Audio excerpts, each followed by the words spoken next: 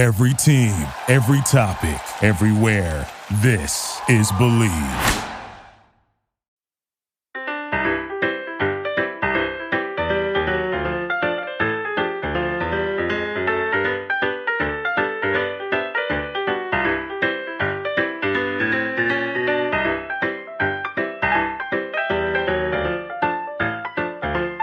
Hello, everyone in podcast listening land.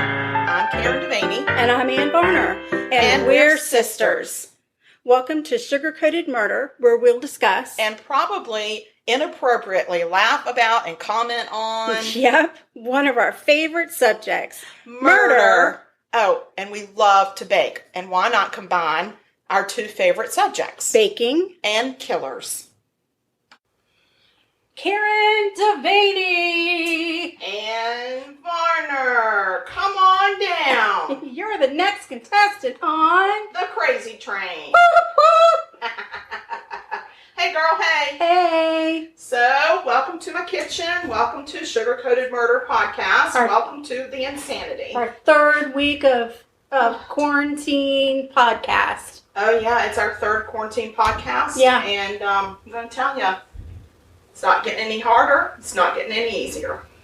It's just the same. And I think that's what's the worst, is that I everything disagree. is the same. I feel like it's getting harder. Oh, okay. It's getting harder. Let me tell you how it's getting harder for me. I am bored. Yeah. I'm finding it very difficult to engage my brain. I've tried to order puzzles, but the puzzles won't be here until June.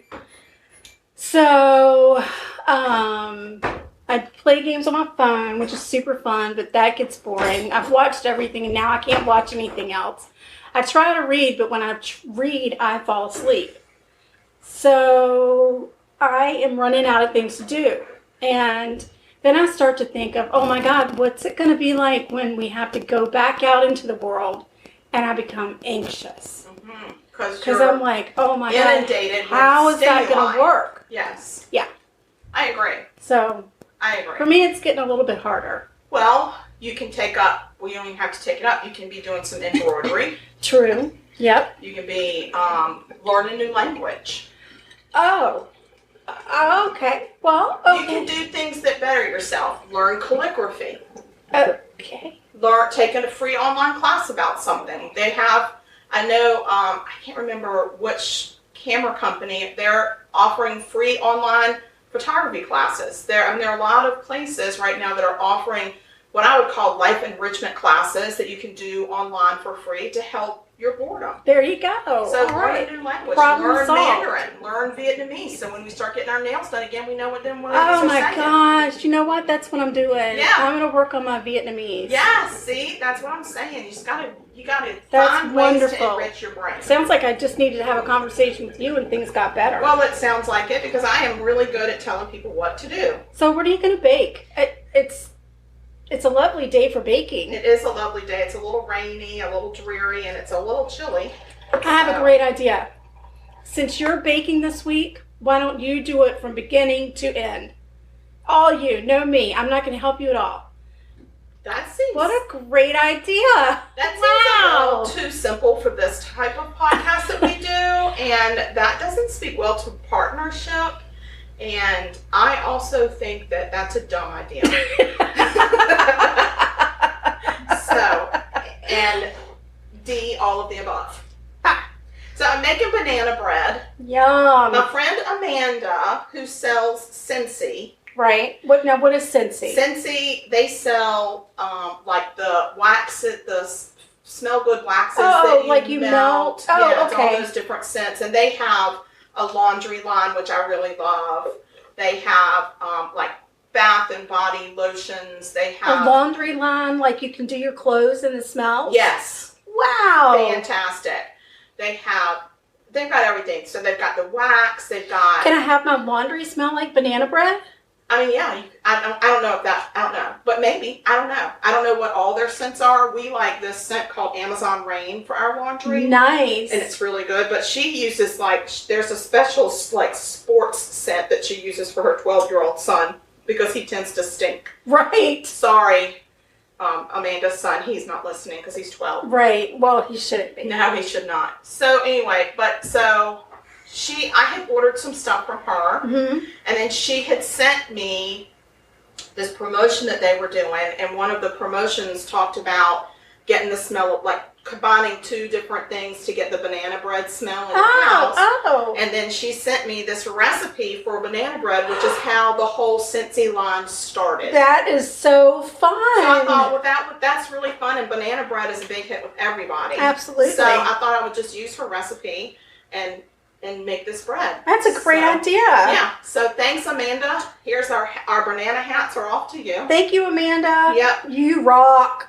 So I'm just going to go over these ingredients really fast. It's a stick of butter, a cup of sugar, 2 eggs, 2 cups of flour, a teaspoon of baking soda, a teaspoon of baking powder, half teaspoon of salt, 3 large nanners mashed, and a cup of whipping cream. And if you're not a court reporter, then you definitely Just email slow it you down. the You know we can the email recipe. you this. We would email.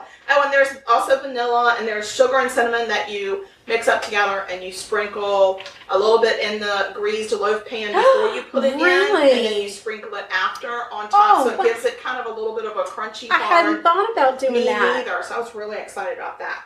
That's a great idea. Yep. So whilst you talk about moida, Uh-huh. I'm going to start on my banana bread. All right. Okay. You go to it, girl. Take it away. Just focus and get it done. Shut up. Get Take it away. done. It's time for you to take it away. All right, so I decided to do something a little different this week. I decided to talk about a podcaster who's doing good things out there.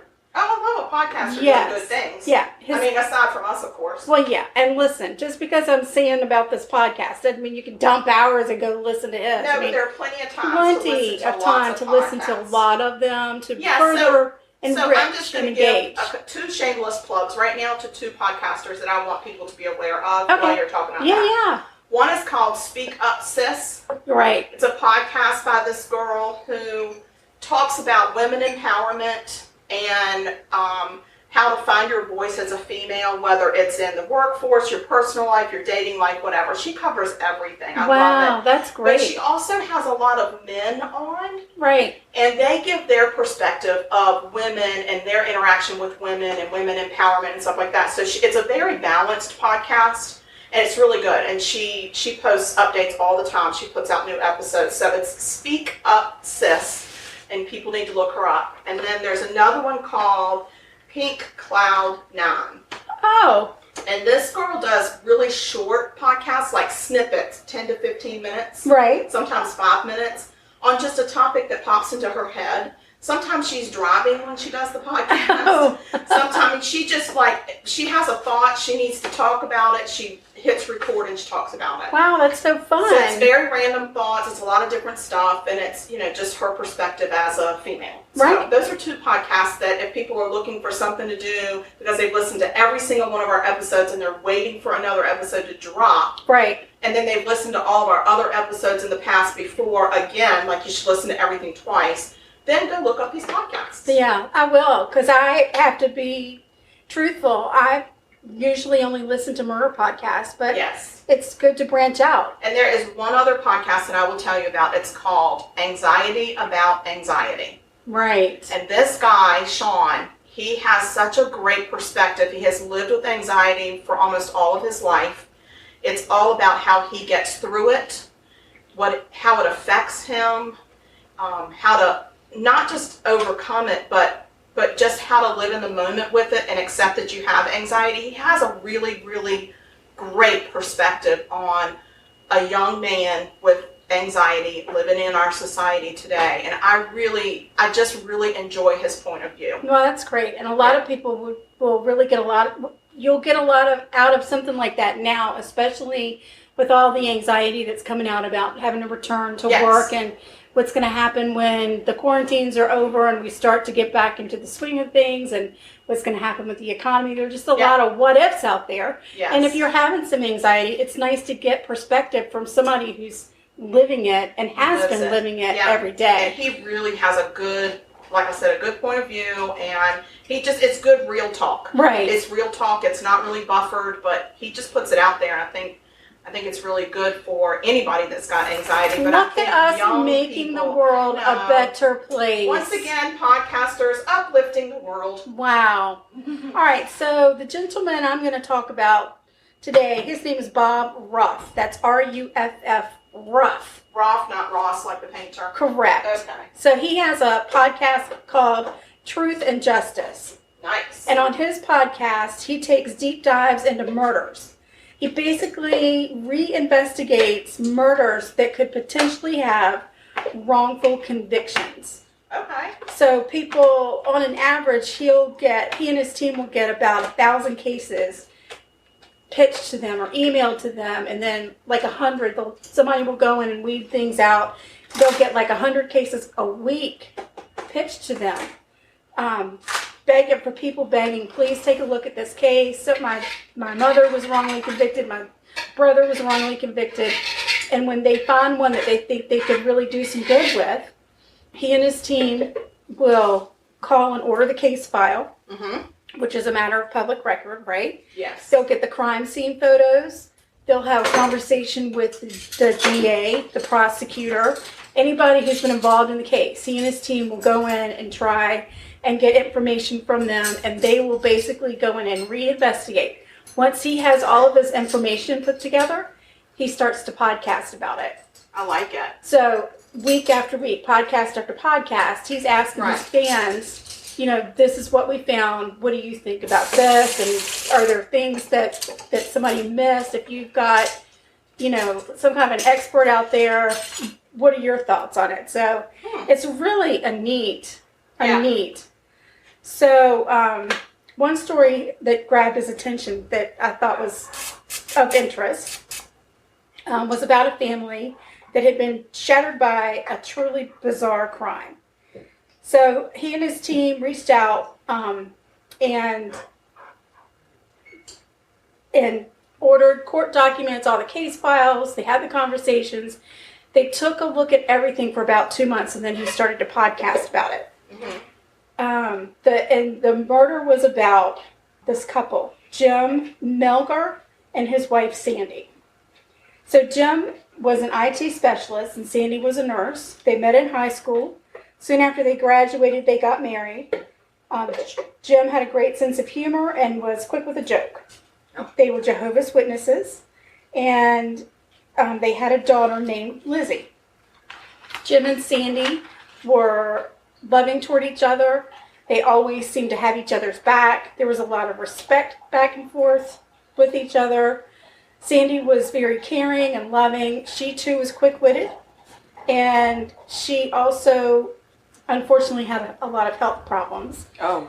She's had hip replacements. She has hypothyroidism. She's been diagnosed with lupus and epilepsy. Wow. That's a handful. It is a handful.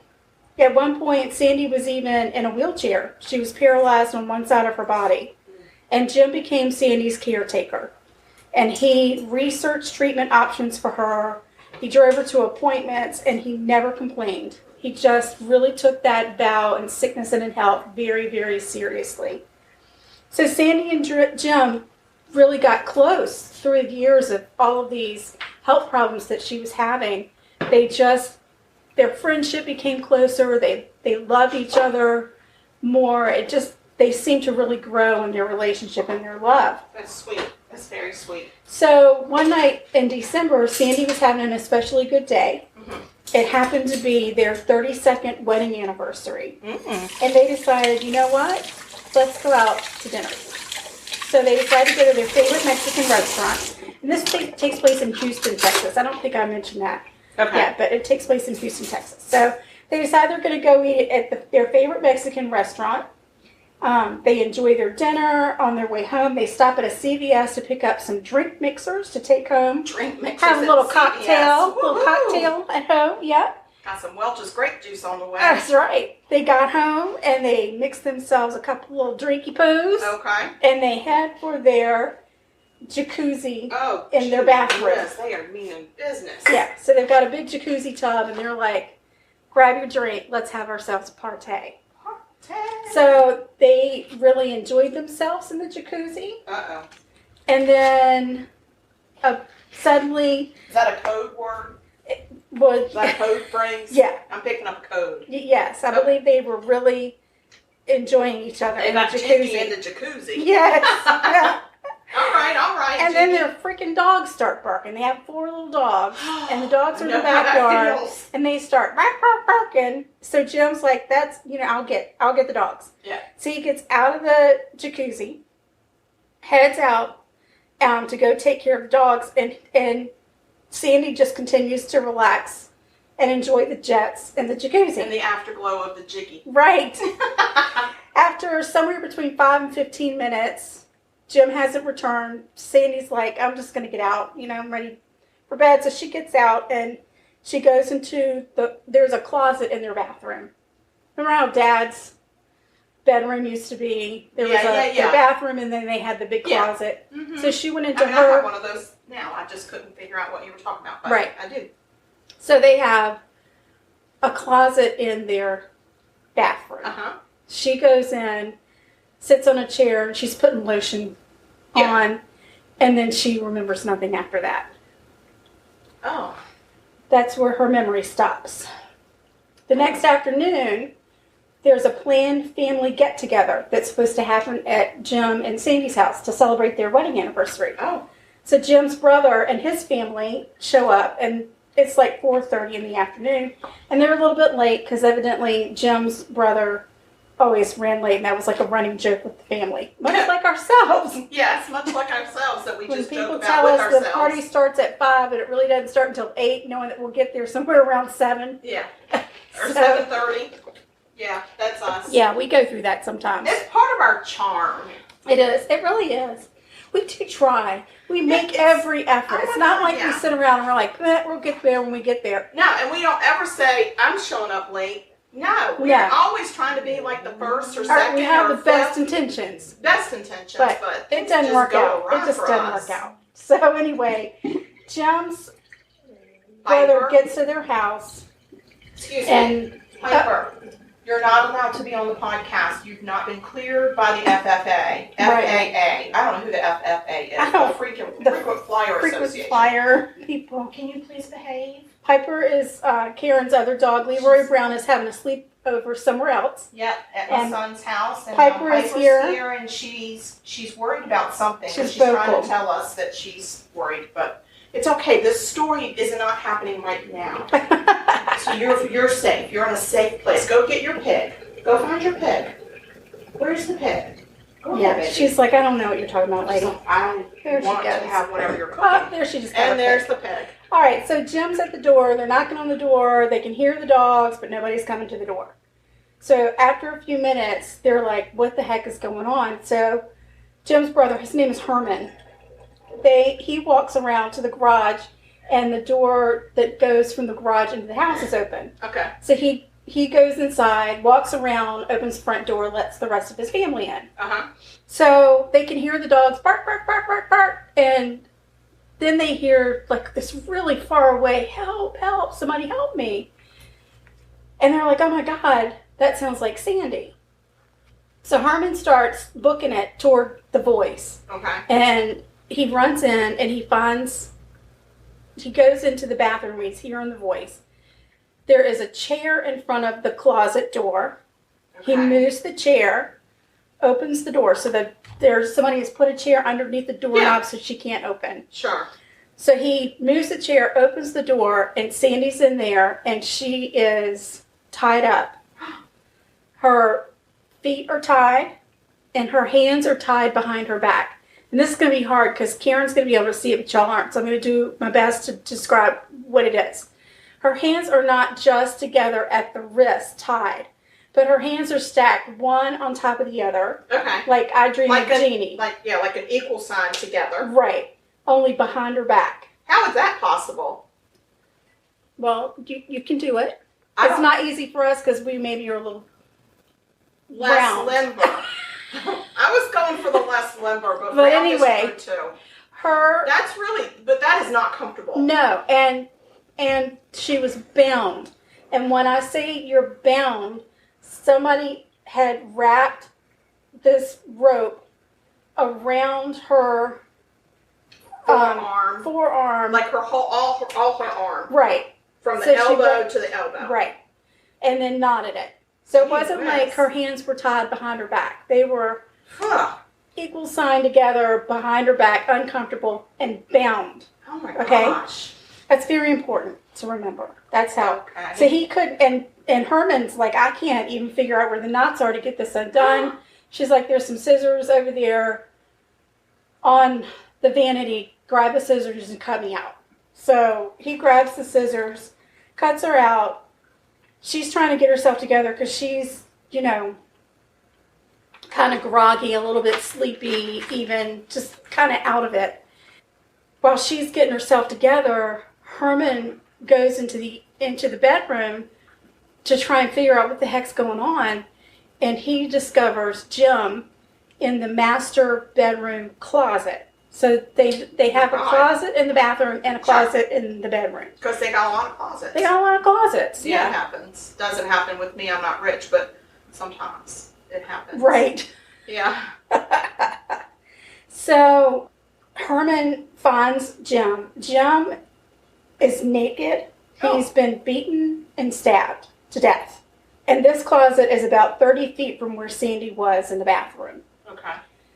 His legs were tied together with a telephone cord, and a rope was loosely tied around his chest. And he had a lot of defensive wounds on his hands. Like, you could tell he was really fighting whoever it was to save himself. And Jim has 31 cuts on his body. He was badly beaten in the head, which caused serious injury to his skull, his brain, and his face. Wow. So none of the stab wounds were immediately incapacitating. So whatever happened, it was not quick. No. It really lasted. He really fought. And he probably suffered. Right. It was just a really, really bad scene. Okay. So Sandy gets up from where she is, and she makes it into the master bedroom. Okay. She sees Jim's body, and she's completely out of control, screaming, crying. Yeah. She is devastated. She is so upset. She's hysterical. And Herman's wife actually has to hold her back from Jim's body just so she won't go and touch anything.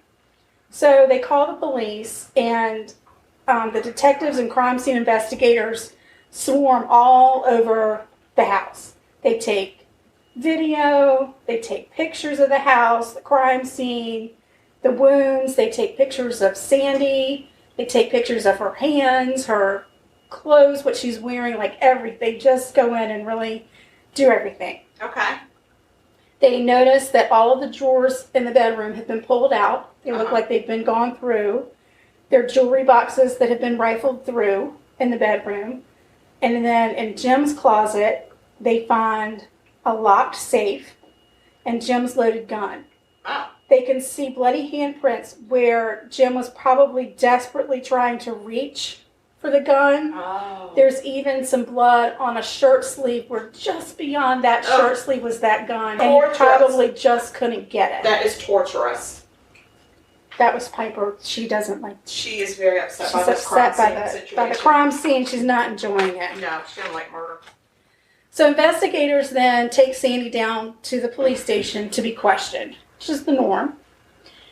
This is where things get really bad for Sandy. Okay. Hush, Piper. Sorry, y'all. So when the investigators ask Sandy to give details about the day, Sandy tells them, we went to dinner, we stopped at CVS, we came home, we spent about 2 hours in the jacuzzi, having some fun and talking. They wanted to know what they talked about. She was like, we talked about his job, we talked about our life together, our marriage, our wedding, we reminisced, we talked about our daughter. And they said, are y'all in a good relationship? What is your relationship? She's like, yeah, it's good. Everything's fine. We didn't have any arguments, no disagreements, nothing. And they ask her, tell us what you remember. Yeah. After you got home, she said he gets up. It's about 12 o'clock at night when we hear the dogs. Jim gets up. He goes to take care of the dogs. I get out about 10, 15 minutes later, I go in the closet, put my lotion on, and that's it. I don't remember anything after that. Wow. So she tells them that she thinks that she might have had a seizure, and that's why she doesn't remember anything. Could be. She says that she has seizures about once a month, and then she tells them that her body's really sore and she's got a headache, and that's why she's thinking. And then she's got no memory, and a lot of times that's what happens after she's had a seizure. The detectives do not buy her story. Oh, no. They continue to question her. She refuses to take a polygraph because she says she's too distraught to take it. And she's too tired, and she's overwhelmed, and she just doesn't want to take one right now. She doesn't say, I'll never take one. Right. She just doesn't want to take one right now. Right. I get it. And then one of the detectives starts to pretend like he's Jim, calling out for help. What? Yeah. Sandy, please help me. Please help me. Yeah. In front of her? Yes. Yes. That's tormenting It's on tape. her. It is on tape. It's insane. And Sandy just looked at him and said, I can't do this anymore with you. I can't. And she said, I want a lawyer. There you go. I want a lawyer. So she lawyers up, and they end up letting her go without filing any charges. So she moves on with her life. A year and a half after Jim's murder, Sandy's daughter Liz, I guess, is poking around somewhere, I don't know, and she figures out that there is a warrant out for Sandy's arrest. What? A year and a half later, Sandy has been indicted and has been charged with murder. So she goes and she meets with her attorney, and she turns herself in. My God. And she gets out on bail. And she's out on bail for 3 years. What? 3 years, right? So it's 4.5 years later that they go to trial. 4.5 years after the murder of her husband is when she finally goes to trial. And I did not know this, but apparently in Texas, you do not have to prove motive. Oh. It is not a requirement in Texas. What do you have to prove? You only have to prove the how. You do not have to prove the why. So does the how mean a murder weapon? Yes. Okay, so you have to have a murder weapon. Yes, and I haven't gotten to that part. Okay. There is a murder weapon. Okay. There is a murder weapon. And I'm not sure if I skipped that in my story or if I get to it. Okay, well, if you don't get to it by the end, you can backtrack, because we're going to need to know about the murder There is a weapon. murder weapon. Okay. So the prosecutors only have to prove how Sandy murdered Jim, not why she would have murdered That's Jim. pretty scary. That is terrifying to me. That's terrifying to me. I know there's some states where you have to have a body, a motive, and a murder weapon Right. in order to prove murder. I think that's important. I do too. So the prosecutor tells the court that she believes Sandy tricked Jim into letting her tie him up as part of a sex game. Oh, no. No. No. No. No. No. That is not a nice accusation. I know. She then... Just because they have a jacuzzi? She says that then that's when Sandy attacked him during the sex game and repeatedly stabbed him. What? Yeah. She says that the ransacked house was staged, that nothing was stolen. This was the prosecutor saying this? Yeah. Sandy's Is this attorney... a man or a man or a woman? A female. That huzzy? Yeah. So Sandy's attorney says there were items taken from the house. Oh. The prosecutor says that Sandy attacked Jim with a knife and was caught off guard. Sandy's attorney points out that Sandy has no wounds on her hands. They show pictures of her the night that it happened. Yeah. When they take the pictures of her hand, Yeah. front, back, Yeah. her arms, everything. There is not one cut. There's not one broken fingernail. I mean, there would at least be some blood Nothing. somewhere. She Think would have about- transferred blood into her or the closet where she was And tied think up. about how hard Wait, he how- fought. Wait, how did she tie herself up? We're getting to that. Okay, well, So- she must have some kind of a fancy like rope making tie-in up I mean, mechanism. there's not a scratch on her. Not a scratch. There's nothing, no bruising on her face, no scratch. There is nothing. And they said that he had all these defensive ones where he was fighting back. So what was he fighting back? The shirts in the closet? I guess so. Maybe. I don't know.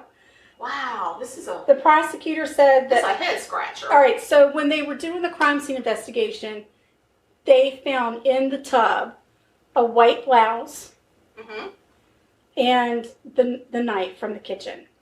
Okay? So the prosecutor says that the white blouse was in there because Sandy threw it in there to get the blood off of it. And that she threw the knife in there to take away evidence. So let's think about that. If you get blood on your shirt and you soak it in water, that's bathtub water that people, just rub some water in there. That people have been sitting in with like soap and whatever. Yeah. Do you think the blood's just going to soak away? It doesn't dissolve. If you had that amount of blood on you, wouldn't you think that the bath water would be red? Oh, it wasn't? No. Oh. No. There were no blood stains on the shirt. It was just a shirt. It was just a white shirt that randomly was thrown in the tub. Which could have been, if you're fighting in the mat, who knows? Who knows? This could have been when she was taking her clothes off upstairs before they got jiggy in the jacuzzi. She could have had that shirt on and just tossed it into the, like you're tossing it, but it doesn't hit the side of the tub. It actually goes into the tub and you're like, I'll get that later. Who knows? Maybe somebody grabbed it and was wiping stuff down. Yeah. To get their fingerprints off. Who knows? There's more than one reason that shirt could have been. Did they take pictures of the shirt in the water and the water was not red? It was not.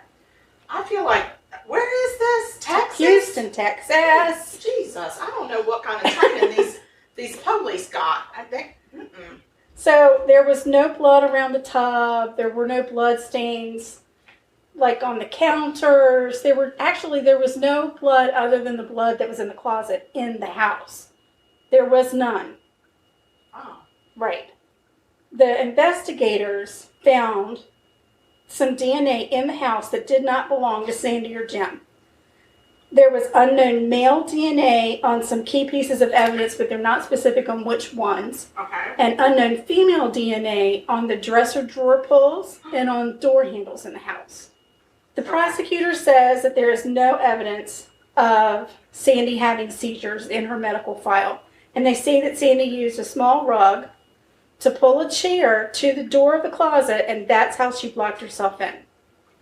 So she does that. She shows a reenactment because this just shows you the night that the investigators got to the house, they reenacted what they thought could have happened with the chair. Okay. So the chair was on a little rug in the bathroom. Okay. They say if you were in the closet and you pulled the door shut, and as you were pulling it, you pulled the chair really close and tipped it back, that you could then pull this rug from underneath the closet toward the door, and the chair would lean underneath the doorknob, thus trapping you in. No, that's not even the right physics. That's not the right physics. But they did a reenactment on film. I don't give two toots. I don't care. That's not the right physics. Oh my God, this is not right. Then she says that she could have easily tied her hands behind her back. And the prosecutor demonstrates how that could happen, where she just takes the rope that was around her hands, the hand part, and she takes it and she twists it and turns it behind her back, but she's only doing it where her wrists are crossed behind her back. Yeah. She is not doing it the way the Herman and the knots. Who tied the knots? Right. She says you can have the knots in already. And she said it doesn't have to be whether or not you can get out. It just has to look like your hands are tied behind your back. That's what the prosecutor said. So Herman said, I can't get these off you because, what, he just really wanted to use scissors? Right. He's just in the mood for some arts and crafts? Like, what's happening? Right. So the prosecutor has said She threw the shirt and the knife in the tub to get her fingerprints off. Okay. The prosecutor has said there was no robbery, nothing was missing from the house. She said that Sandy tricked Jim during a sex game, and that's how she attacked and killed him. So that's the evidence that she's presented to the jury. I don't like it. So the jury goes out. Mm-hmm. First day, the jury is split down the middle. Mm-hmm. Half and half. Some guilty, some not guilty. Second day, the jury has a verdict. Guilty. What? I know. What?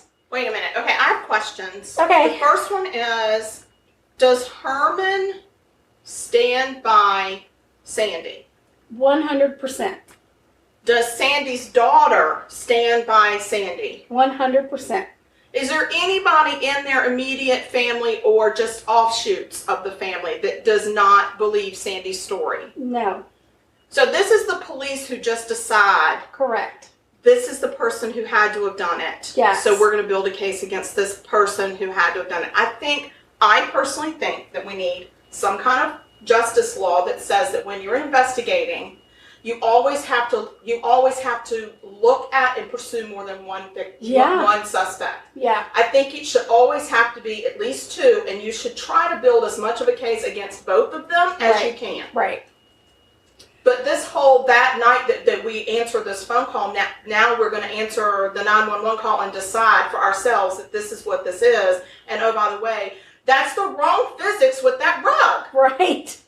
All right, so here's where we are. After the verdict comes through, that's when I think it was Lizzie, Jim and Sandy's daughter, who reached out to Bob Ruff and said, please, can you help us? Okay, so he had already been doing this podcast and she heard about him. Yes. Maybe. Okay. Yeah, and she reached out to him. So, and Bob has said some things that's interesting, which, to me is logical, but I'm not an investigator or a police officer, and so that's not me. But you figure there's a door that's open leading from the garage into the house when Herman gets there.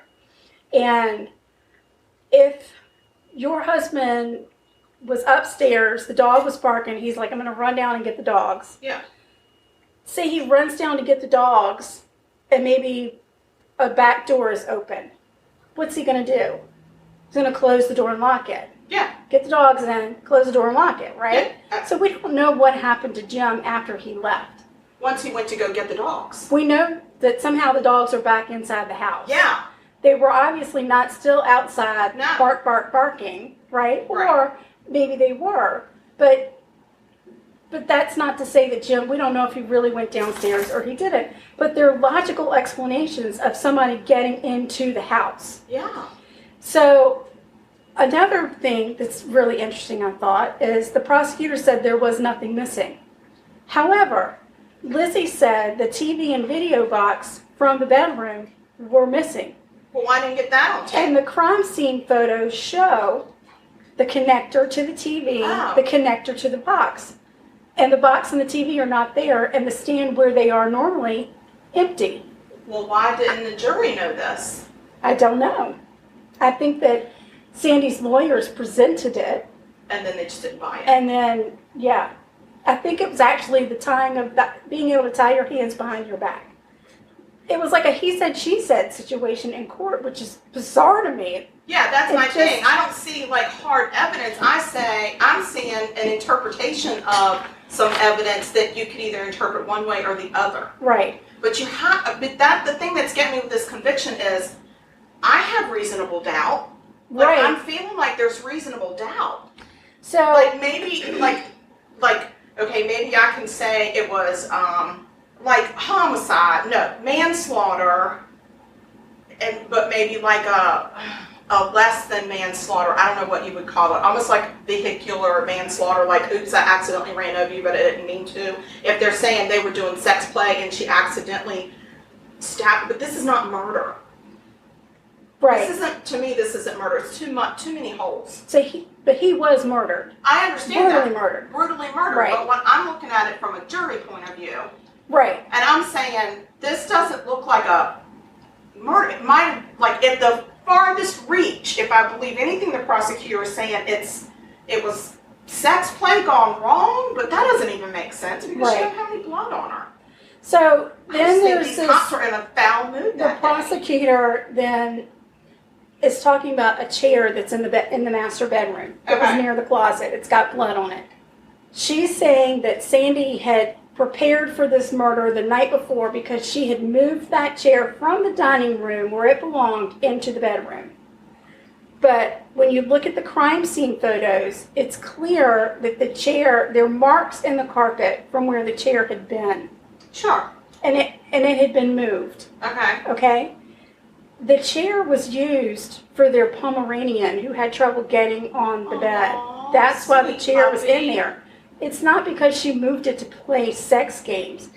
I mean, they're Jehovah's Witnesses. I don't know. I don't know. I feel like Jehovah's Witnesses have sexy health locks. They could have sexy health locks. I wasn't saying that. Sexy health locks. I was saying healthy sex locks, not sexy health locks. It's just, I don't know. I feel like they were married. They're two consenting adults. I'm not judging. Right. What they do. Right. So, and then you're back to the prosecutor saying, oh, she could have tied her own hands behind her back. And then Herman is like, how is that possible? Because her hands were not tied like that. They were bound. Yeah, they were bound. Wrapped up, bound, knotted, and an equal sign. So, let me see that prosecutor. But I will tell you that when they were younger, Jim and Herman's family immigrated to the United States from Guatemala. Herman did not speak clear English. In the interviews that I saw with him, he didn't speak any English. Oh, like he had a translator? Yes, his daughter. Okay. Who happened to be there as well. Yeah. The investigators never questioned anybody else. There was a guy that lived a couple houses down who had been in jail. He was released the night before. He, I think, had gone to jail for theft or burglary or something. So he was back in his house, back in the same neighborhood. Sure. Who's to say it couldn't have been him? So investigators go to the house, but he's not home, so they left a business card and never followed up with him. Yeah, and I just got out of jail, so let me call this business card from the sheriff's department. Right, like I'm going to call you. I'm dying to talk to you. Sorry, I got out of misplaced. jail 24 hours. Can't wait to see you. Right. They never looked at anybody else. And that, to me, is, I just think that they should have to answer to that in court. How many other suspects did you look at? How many profiles did you build with other people? I think when you get tunnel vision, I think it would keep these departments from getting tunnel vision. I agree. Because I believe that they believe what they're saying. But they're not looking at the full picture. No, and they are just looking at, we need to solve this crime. Right. And so we're going to walk in, the crime scene is fresh, we know what happened, and we're going to go back home and come back and write it up tomorrow. Right. So Sandy was sentenced to 27 years in prison. Oh my God, they sent her to jail. They sent her to jail. Oh my God. How old was she? She looks to be probably our age. That's sad. Please don't send me to jail. I can't go there. Bob Ruff, Sandy's daughter, Bob's audience, they're all working to prove Sandy's innocence. They've set up a GoFundMe page offering a reward to find the true killer. Sure, but we need to get up in on this podcast solving stuff. We could solve some things. I know. We promised Mama that we wouldn't do any active cases, though. We won't talk about on ours. Right. We'll just work for Bob. Right. So they've raised $12,500. They're trying to get to $20,000 as a reward for finding Jim's real killer. Sandy's case is being appealed. So hopefully... She's still in jail? Yeah. Oh, where is she? We need to go see her. She's in Texas. Well, I'm scared to go there. Them cops, they'll just I'm not going to Houston. I'm not going there because I'll get in the city and they'll stop me and say, guess what? You murdered somebody. Now you're going to jail too. I know. Isn't that the scariest thing in the world? It's and if you could see this woman, she's a slight woman. She walks with a cane. There's just no indication anywhere that the relationship that she and her husband had, like there's not even a person that testified to say it was a rocky relationship. And you can't even say like it was about life insurance. There was a $250,000 life insurance policy. That probably wouldn't even pay off their mortgage. No. Not with all those It clauses. just doesn't make any sense. But if you don't have to prove the motive, that's a huge piece of the puzzle in a lot of cases. I ain't going to be living in no Texas anytime soon. I need to know the laws of every state before I go there. So that's it. That's what I've got. You can Google it. Her name is Sandy Melgar, Melgar. Her husband's name was Jim, also Jaime or Jamie, but he went by Jim. Okay. And Bob Ruff, Truth and Justice. That's the name of his podcast. That's awesome. So, yeah, there you go. So if anybody finds out more details about this, please let us know. You can email us at our email address that is murder.sugarcoated At gmail.com. At gmail.com. And follow us on Instagram. Yes, on the Insta. Find us on Facebook fan page. And you got our email, and reach out to us. Give us some murders. Yeah, and really watch that fan page because we've started to run some contests. Yes. We're giving away freebies. Yeah, you got to get on there and get some on freebies. there and answer some questions, and you'll get some free stuff. Get something. Right. Something. So it's smelling very banana-y. Yeah, there's 7 minutes left. So the only thing you have to do when this timer goes off, oh my God, you have upset that dog. Okay, you're going to just pull that out. I'm going to pull it out. All right, so let's swap. We're going to pause just take a break. That's no rude. I'm just going to give her a treat. Yes. Okay, hold on. Bye. All right, we're back. Yay! Whew. Hopefully my dog will behave herself, but there is no guarantee. She is the loudest yapper that we have out of all the dogs.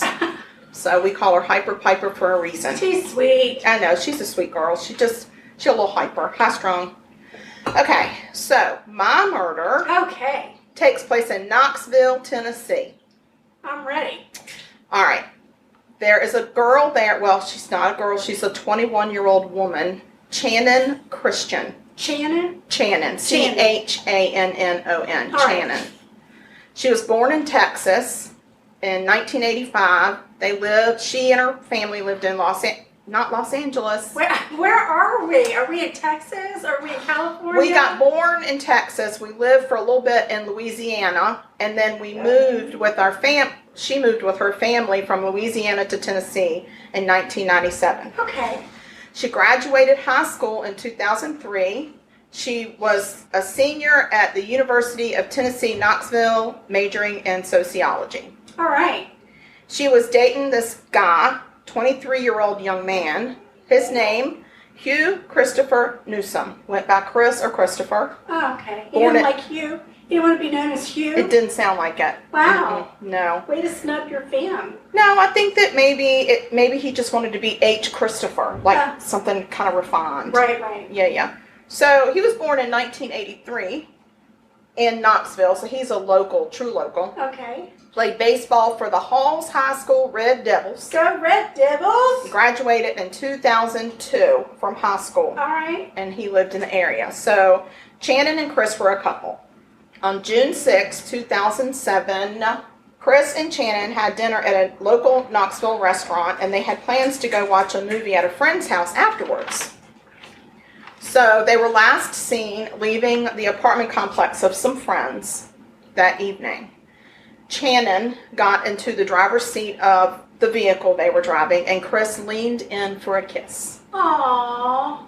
At that moment, the couple was carjacked. What? Carjacked by several suspects at gunpoint. They were taken in the car to a nearby rental house. So later that night, I'm very, very upset that this story has taken such a dark turn. Yeah, I don't know if you realize this, but this podcast is about murder. Well, just for once. And not love stories. Love us. So later that night, after no one had heard from the couple, which was unusual, Channon's mom called Chris's parents to tell them she was going to call police to file a missing persons report. Well, I'm glad she's right on it. She's on it. So the next morning, January 7th, Chris's body is found near some railroad tracks. Oh, no. He had been sexually assaulted. What? And shot in the back of his head and set on fire. Oh, my God. So now the search is on to find Channon. This is terrible. It's a bad one. So January 8th, a family member of Channon's finds her vehicle and call the police, and the police do a search of the vehicle, and it turns up a set of fingerprints on an envelope. Oh. The prints are run through the database at the police department. It's at their office. And they come back as belonging to a Lamarcus Davidson. Okay. So he's now a prime suspect. Yeah. Further investigation leads police to a rental house that was in Davidson's name Oh, no. in the local area. This rental house was about 2 blocks from where Channon's vehicle had been found. Right. They got to get their warrants and everything straight. So January 9th, the next morning, police go to the house where they find Channon in a trash bin. Channon had been tortured, raped, oh, God. and bleach had been poured all over her body. Oh, my Lord. Sugar, it's going to get worse, so you might just How want to can tone it it get- down a little because you're about to lose your voice and all of your breath. How can it get any This worse? is a really dark tale. Damn and it. And so you're just going to have to take a breath. All right. Okay. I'm going to get some wine. Good. So the bleach was also found inside of Channon's mouth. Her neck had been broken, and she had been completely wrapped in plastic bags and dumped in a trash can where it seemed that she slowly suffocated and died. So now the search is on to find Mr. Davidson, Lamarcus. Damn. Yeah. January 11th, whilst looking for Davidson, the cops find in Lebanon, Kentucky, Davidson's brother, Latalvis Okay. Cobbins, and a friend of theirs, George Thomas. I don't know what's happening in the background, but somebody's about to lose their license and their life. I'm not even going to say who's in the background right now, but I can tell you that was not Piper's cell phone. Anyway. We have a very unruly staff that works in the background. Yes, he's the dog handler, and he doesn't do a good job either way. No, because the dog is in the kitchen with She's me. running amok, and now he's running amok, but I love him anyway.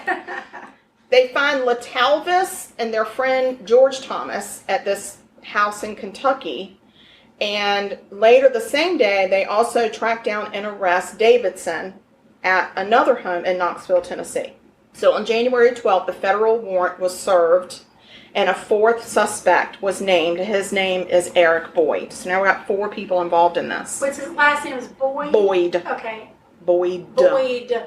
Mm-hmm. So later on, there's a 5th suspect that gets named, and it's Latalvis's girlfriend, Vanessa Coleman. What? So they're investigating, they're trying to build their cases, they're waiting for trials. So all of this had started in the beginning of January. May 28th, the KKK organizes a march through Knoxville. Okay. They're protesting the murder of these 2 people. Okay. And the reason that they're protesting it is because they're saying that it was racially motivated and it should be tried as a hate crime. Oh. Investigators said that there was no racial motivation that they could see, even though the victims were both white and all of the suspects were black. They said it was just a random act of violence and there was no hate crime. But the KKK felt very strongly and they marched, which was really controversial, and what a trying time for these parents who are grieving these 2 kids. Right. And now, you've got these people that are showing up trying to stir up more trouble. Right. So that all happened in 2007. March 4th, 2008. Okay. It's a year and 3 months after the murders. Prosecutors announced that they would be seeking the death penalty against 4 out of the 5 defendants. Okay. Okay? April 4th. Eric Boyd is found guilty in federal court of accessory after the fact for the carjacking and also for hiding one of the suspects. Okay. So he was helping Davidson. So he wasn't involved in the murder. I didn't say that. Okay. I'm just saying the federal court tried him on these charges and he was found guilty and he got 18 years in federal prison for that. Okay. Okay. So at the trials, there's several trials, right? The Knox County medical examiner excuse me, that was not either of us or our bodily functions. That is my dog and her pig. And when she gets frustrated or mad, she stomps on the pig to make noise to let us know she's frustrated. And obviously she's very frustrated with this podcast because it ain't about her. So the medical examiner discloses the autopsy findings at the trial. And this is the first time the families find out what exactly happened to their loved ones, which I think is horrible. But that does happen a lot. I know. And it's the first time that they are going to see the crime scene and autopsy pictures. Oh, golly. So if it were me, I think I would have to skip it. I might want to. I really do. Findings for Chris Newsom. Who am I kidding? I don't know. I really wouldn't. I'd probably be right in there. If it's your loved one, though, I think I would. I don't know. I would just be so mad. I would be mad, but I don't know. As a mother, could I handle seeing that of my child? I like all of that. Yeah, I do too. I like a medical drama, an autopsy, whatever. Yeah. I don't know. All right. Well, let me just tell you. I want to know. Yeah, these are things you're going to want to unknow when I go through them. Oh my God. Christopher Newsom. He had been sodomized with an object. He had been raped by a person. He had been bound, blindfolded, gagged, stripped naked from the waist down, shot in the back of the head, the back of the neck, and in the back, and his body had been set on fire. All of this had been done at the house where they found Shannon's body, and then his body was then wrapped and dumped by the railroad tracks. Oh God. So, you're going to be looking at pictures of why they came up with this. I know. Okay. These are the findings for Shannon. She had sustained hours of torture. She had been inflicted with several traumatic brain injuries. Wow. She suffered injuries to her vagina, her anus, her mouth, due to repeated sexual assaults. Before killing her, in an effort to remove DNA, she had bleach poured down her throat. She had been scrubbed. Her skin had been scrubbed with bleach. She had been bound with curtains and strips of bedding. Her face was covered with a trash bag. Her body and the rest of her, all of her together, she was not dismembered. They had put her in 5 large trash bags and tied her up and put her out in the residential waste disposal unit, also known as a dumpster. Right. And then they covered her with soiled sheets and garbage from a Wendy's meal. Oh my God. And the evidence showed that Shannon slowly suffocated to death in that garbage bin. Damn it. Like, that's heinous. That is freaking ridiculous to do that to any living being. Anybody. I don't care if you're doing it to a cockroach. I don't care. It's just horrible. And that, to me, is the evilest of evil. Like, who can do all these things? And they did it as a group. I don't know how any of them are living. I don't know why they get to live. So, 2008 and 2009, there were lots of trials for these defendants. There's federal trials, there's state trials, there's county trials. It's just trial after trial after trial, and they're constantly trying to get a jury sequestered or get the venue moved. I mean, it's just one hearing after another. It's very busy, very busy. And so the main defendants are 4 men, right? Right. So they all get convicted at the state level and sentenced to various jail times. Not death? But wait. Okay. There was a state judge presiding over all of these trials. There were 3 criminal court judges in this county, and he was the main guy. Right. And he happened to be over all of their trials. So he had to hear it 3 times. Over and over. Yes. Well, in 2011, he was forced to resign when he admitted to being addicted to drugs, purchasing prescription pain meds from convicts, and was accused by a woman of trading legal favors for sex acts during the breaks in the court sessions. Oh, great.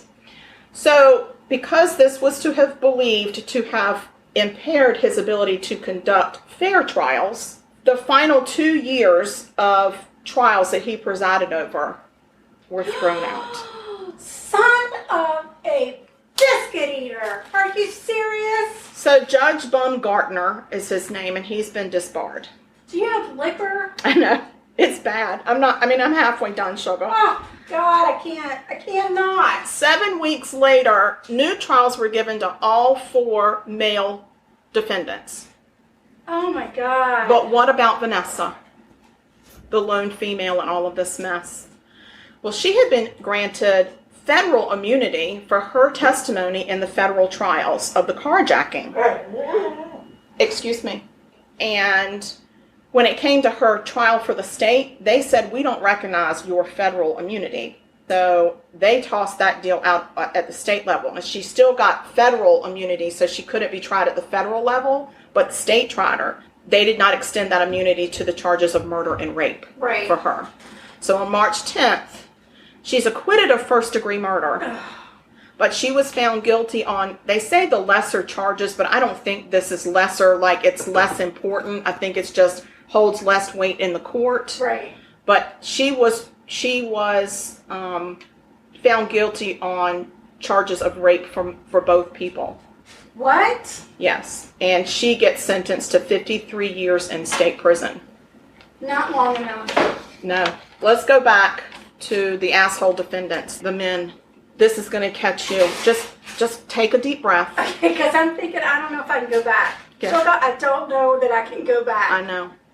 So due to double jeopardy, don't say it. No one could be given more than the maximum of what they had gotten at their first trials. Damn it. So that was so whatever they got was the maximum that could be asked for in their new trials. Oh my gosh, is that judge in jail? He should. First of all, if I were these two people's kin, I'd be suing the living crap out of that man. I'd be suing him up wide. I just don't. I'm telling you. Yeah. Ugh. So this made Davidson the only one eligible for capital punishment because he had gotten the death penalty in one of his convictions in one of the trials that got thrown out. Right. He was the only one that had gotten it, so he's the only one. They had asked for it for everybody, but he's the only one that got it. My So in gosh. these new trials, he's the only one they could ask for the death penalty for. There's a new judge that comes in. Ooh, there's a new judge in town. I know. He comes in, he says, I'm going to clean this up. He ends up getting recused. What? Because of his emotional involvement in the case, a higher court said that it might interfere with the ability to conduct a fair trial. Okay. So, what's happening in I'm Tennessee? serious. There's another new judge. So we've got another judge. And he denies new trials for Cobbins and Davidson. Davidson is the one that got the death penalty before, and he says, you don't get a new trial. Because he looked at the timeline of when the cutoff was for Baumgartner, and he said, your trial was right before. So they're recusing 2 years. His trial was right before that 2-year mark. He said, you don't get a new trial, and neither does Cobbins. Good. Who was his brother, LaTalvis. Their convictions and their sentences remained in place. But new trials were ordered for Thomas and Coleman.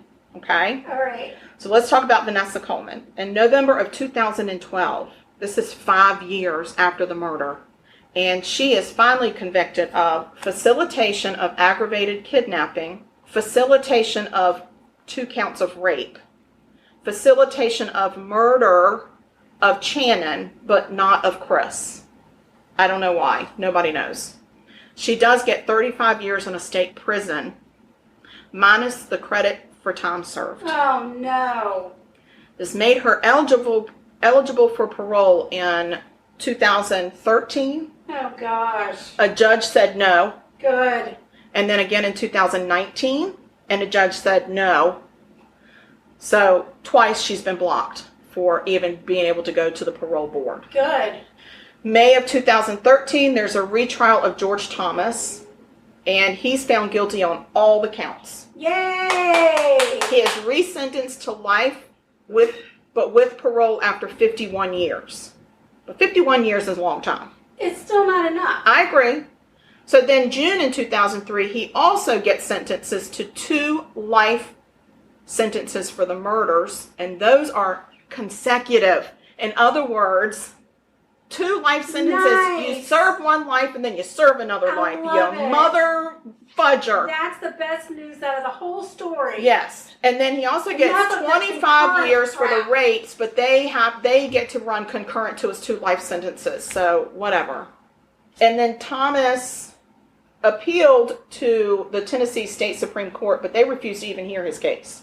Lord have mercy. So Eric Boyd, remember him, the guy that went to federal prison for the count? Okay. Any of them anymore. So finally, in March of 2018, he gets indicted by Knox County. Okay. Okay. So then he's transferred out of federal prison into county jail to await, but the judge sets his bail at $1 million. Good. So he has to sit in jail and wait.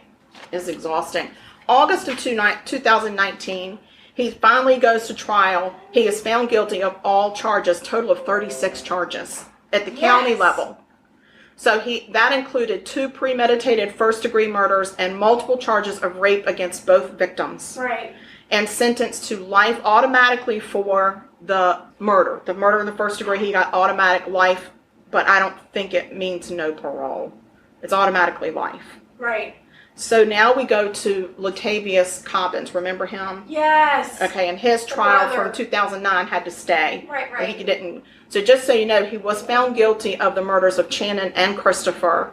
He was found guilty of facilitation of murder for Chris, but acquitted of rape of Chris. He got life, no parole.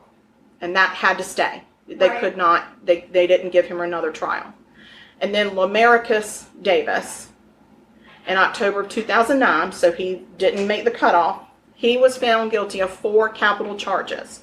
2 first-degree murders, 2 premeditation first-degree murders, and the death penalty automatically applies for those, okay? And then in June of 2010, he got another sentence of 80 years for the other related charges. So what he gets is 2 consecutive death sentences. Yes! And a consecutive 80 years. So this is what happens. This is what I want him to do. Let me tell you what I want him to do. I want them to kill him. Bring him back. Bury him. Unbury him. Kill him again. Okay, so pretty much what the court is saying is Davidson should be put to death twice and then serve 80 more years as a rotting corpse. That's the only way they can do it. And what I would like needs to be in one of the other ones jail. Rotting. Yeah. Yes, rotting away. I think we should just rotate him. Yeah. Just rotating throughout all of them. It's your turn this week, bitch. Yeah. So that's the best news of any of this to me, because somebody finally just threw the book at somebody. And I know it doesn't make sense to say you're going to be put to death twice and then serve 80 years, but I don't give a crap. I don't either. I want it to be that extreme. Yeah. And I want to say, listen, I'm sorry, family of Mr. Davidson, but if he dies before his death sentences, one of you got to sit in. Yeah. And after he dies, he's got to pick another one to take the other death sentence. And then after that, somebody's going to have to sit in there for 80 years with his corpse. Right. Like, I think his whole entire family's got to go down for this. I don't know why not. Did anybody ever say why? There's random act of violence. Oh, random. How? This is not random act of violence. This is a mob mentality. That's what this is. Yeah. So, and they're animals. They're like wild dogs in the savannah desert. There's not a desert in the savannah area, I don't think, but the not desert. Savannah, Georgia, but no, in the savannas of Africa. Yes. Okay. So I did a little "Where Are They Now?" as a wrap up. I know. We are not going to see any of them. Because we could put these people on our federal prison tour. I'm good. So Mr. Eric Boyd is in a low security federal prison. Great. At the Federal Correctional Institute in Yazoo County, Mississippi. Oh, that's M-I, crooked letter I, crooked letter I, humpback I, in case anybody needs to spell Mississippi. There you go. Vanessa Coleman is in a Tennessee prison for women in Nashville, Tennessee. December 2020, that's this December, is her next parole hearing, in case we want to try to get in on that. Okay. Cobbins and Thomas are both at Bledsoe County Correctional Complex in Pikeville, Tennessee. Cobbins is serving life without parole. Thomas is serving 123 years to life, and he will be eligible for parole in 2064, in case we wanted to go and visit him. We've got till 2064. Davidson is on death row in Riverbend Maximum Security Institution in Nashville, Tennessee. He is still on death row. He's not been put to death yet. So that is my murder. That was rough. Don't do that. I can't. Next time my murder's going to have a happy ending somehow. Next time, pick a funny one.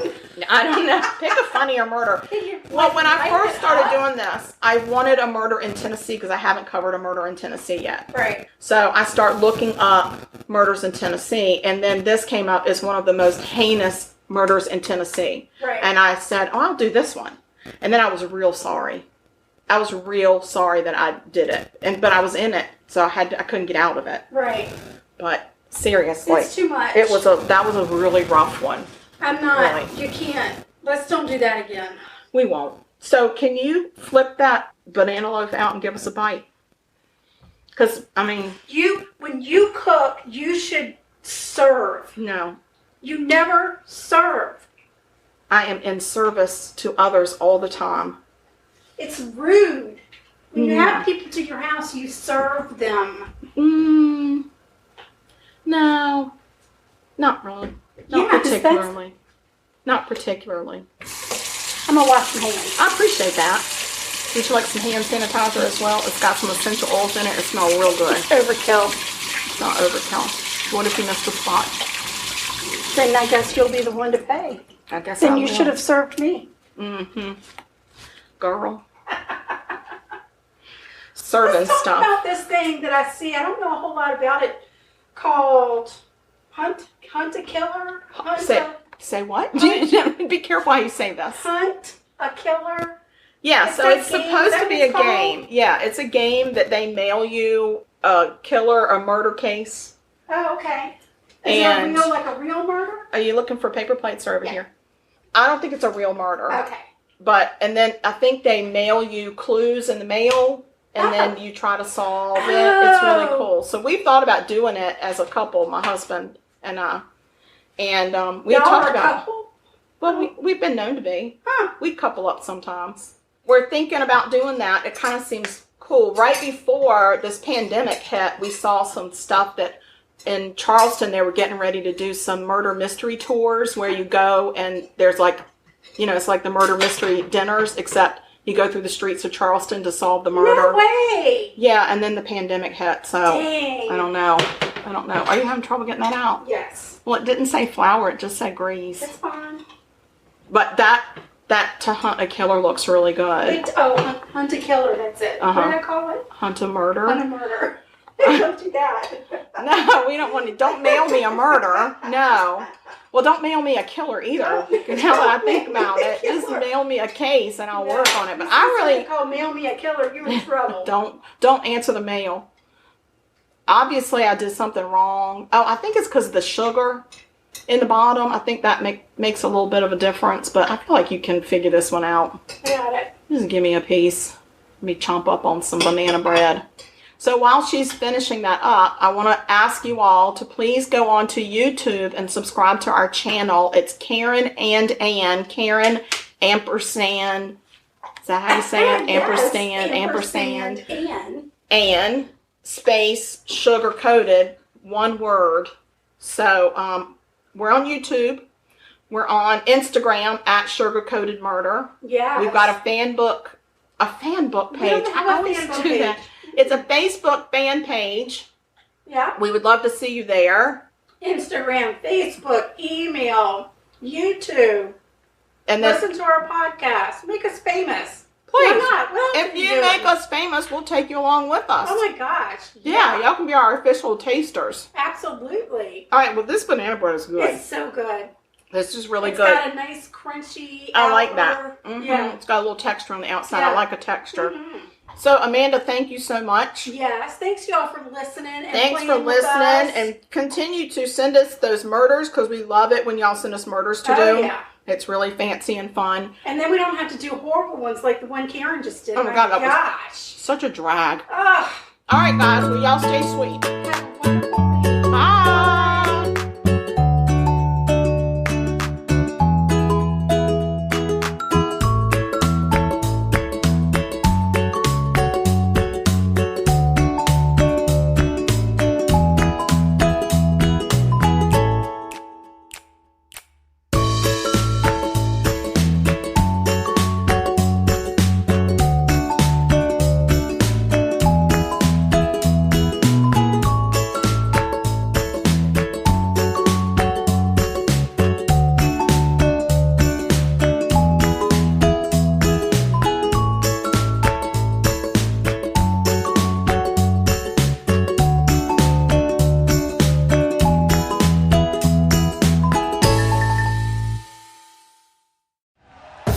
Thank you for listening to Believe.